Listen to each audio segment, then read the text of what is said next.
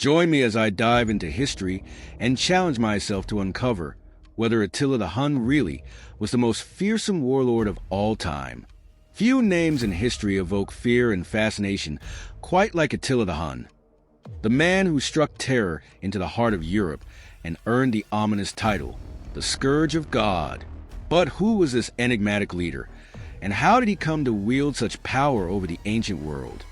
Today, we uncover the rise, reign, and enduring legacy of one of history's most feared conquerors. The story of Attila begins with the Huns, a nomadic people from the Eurasian steppes. First emerging as a significant force in the 4th century, they were master horsemen and fierce warriors, whose swift raids and unconventional tactics baffled their enemies.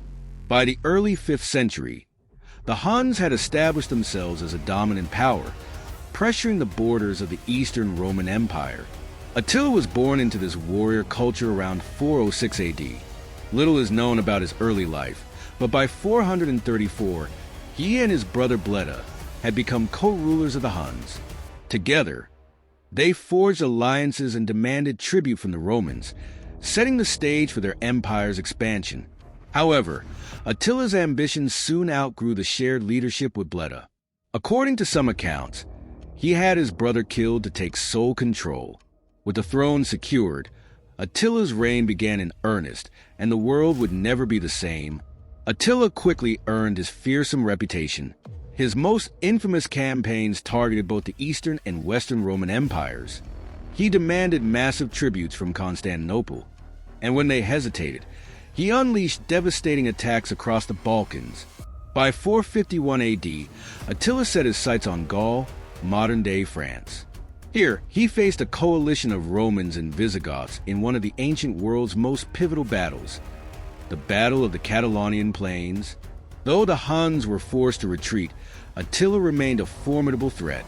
He regrouped and in 452 invaded Italy itself, sacking cities and striking fear into the heart of the Western Roman Empire. Legend has it that Pope Leo I met Attila personally and persuaded him to spare Rome. The reasons for Attila's retreat remain debated, but it solidified his almost mythical status.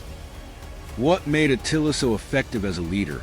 Part of his success lay in his ability to unify a diverse confederation of tribes under his rule. He commanded loyalty through charisma and fear, blending diplomacy with ruthless brutality.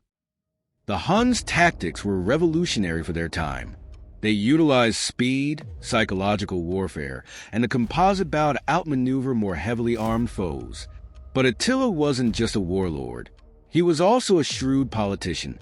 By exploiting the divisions within the Roman Empire and playing rival factions against each other, he maintained his dominance and kept his enemies off balance. Attila's reign came to an abrupt end in 453 AD under mysterious circumstances. On the night of his wedding to a young bride named Ildiko, Attila reportedly died of a nosebleed or internal hemorrhage. His sudden death plunged the Hunnic Empire into chaos, and within a few decades, it collapsed entirely. Yet, Attila's legacy endures. To the Romans, he was the Scourge of God, a divine punishment for their sins. To the Huns, he was a unifier and a hero. And in modern memory, he remains a symbol of both barbarian ferocity and the fragile nature of empires.